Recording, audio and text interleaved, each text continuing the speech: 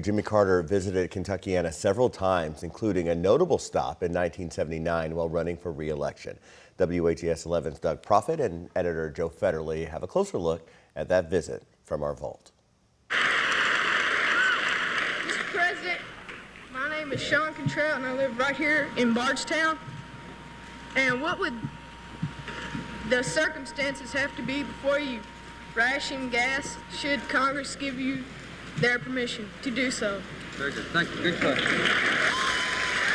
It will not be implemented. We'll put the rationing plan on the shelf as a standby, but we'll be ready. And so our coverage began Tuesday, July 31st, 1979. The WHAS 11 News team was live in Louisville and Bardstown, setting the stage. A lot at stake.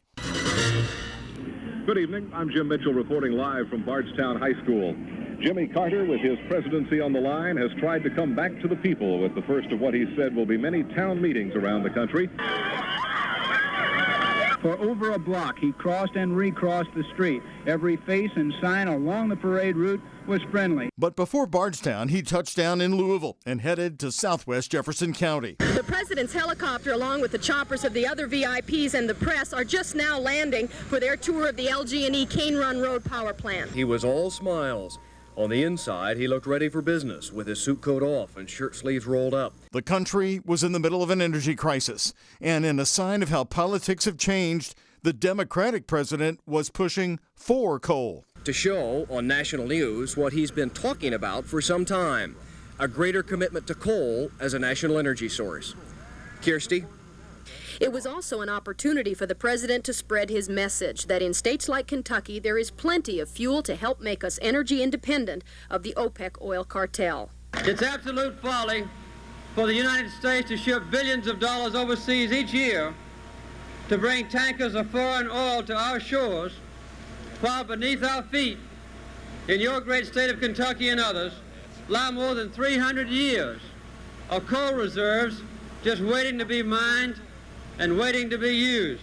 Our coverage pointed out the irony of Carter's visit to the LG&E plant in the polluted era of the 1970s. He did not say, however, that this plant alone sends 3,000 tons of ash and dirt into the air every year and 250,000 tons of sulfur dioxide, even with the scrubbers. I will not permit America to be forced to choose between breathing foul air and having our waters filthy on the one hand, or mortgaging our future to the OPEC oil cartel. The president impressed this LG&E worker. How did it make you feel overall?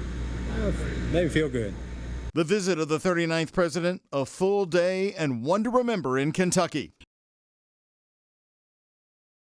All right, fun fact, I just got a text message from my aunt Debbie Douglas, who reminded me I was with her at that event in Bardstown when President Carter came through. Who knew?